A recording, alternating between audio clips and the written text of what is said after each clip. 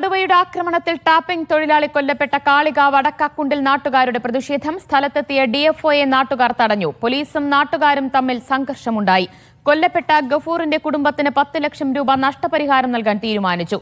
ആശ്രിതർക്ക് വനം വകുപ്പിൽ താൽക്കാലിക ജോലി നൽകുമെന്നും പിന്നീട് സ്ഥിരപ്പെടുത്തുമെന്നും AP അനിൽകുമാർ MLA പറഞ്ഞു.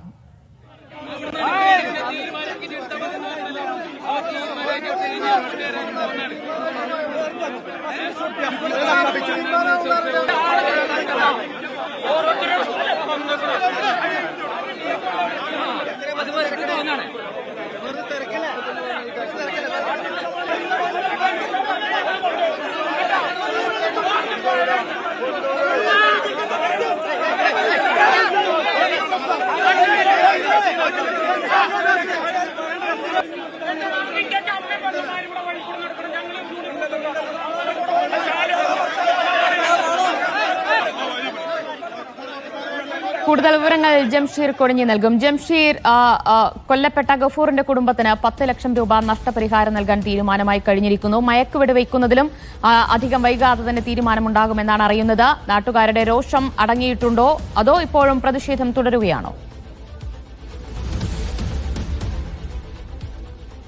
ഇപ്പോൾ നാട്ടുകാരുടെ പ്രതിഷേധം അവസാനിച്ചിരിക്കുന്നു. മൃതദേഹം ഇപ്പോൾ ആശുപത്രിയിലേക്ക് മാറ്റിയിട്ടുണ്ട്. DFO രേഖാമൂലം എഴുതി അത് നാട്ടുകാർക്ക് മുന്നിൽ ഉറക്കെ വായിച്ചു.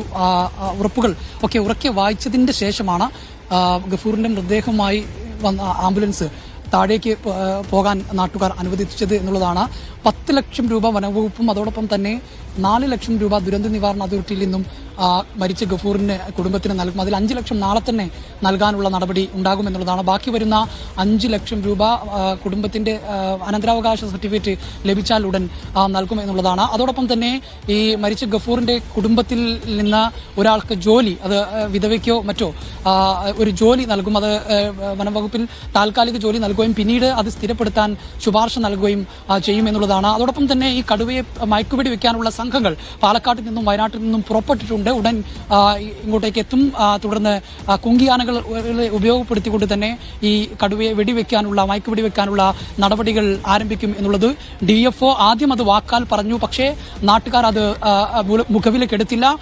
ഇത്തരത്തിൽ വാക്കാൽ പറഞ്ഞാൽ തങ്ങൾക്ക് അത് അംഗീകരിക്കാനാകില്ല എന്നായിരുന്നു നാട്ടുകാർ പറഞ്ഞത്. തുടർന്ന് AP അനിൽകുമാർ MLA സാന്നിധ്യത്തിൽ DFO അത് എഴുതി നൽകുകയും അത് ഉറക്കെ നാട്ടുകാർക്ക് മുന്നിൽ ഉറക്കെ വായിക്കുകയും ചെയ്തതോടുകൂടിയാണ് സംഘർഷാവസ്ഥയ്ക്കും അതോടൊപ്പം തന്നെ പ്രതിഷേധത്തിനും അയവ് വന്നത്. പിന്നീടാണ് മൃതദേഹം വിട്ടു നൽകാൻ തന്നെ നാട്ടുകാർ തയ്യാറായത്. നാട്ടുകാർ പറയുന്നത് ഇത് പലതവണ അധികൃതരെ, അതായത് ഫോറസ്റ്റ് അധികൃതരെ, DFO ഉൾപ്പെടെയുള്ളവരെ, അതായത് ഈ കടുവയുടെ കാൽപ്പാടുകൾ ഉൾപ്പെടെ ചിത്രം കാണിച്ചുകൊണ്ട് തന്നെ അതിന്റെ ദൃശ്യങ്ങൾ ഉൾപ്പെടെ കാണിച്ചുകൊണ്ട് തന്നെ പരാതി നൽകിയതാണ്.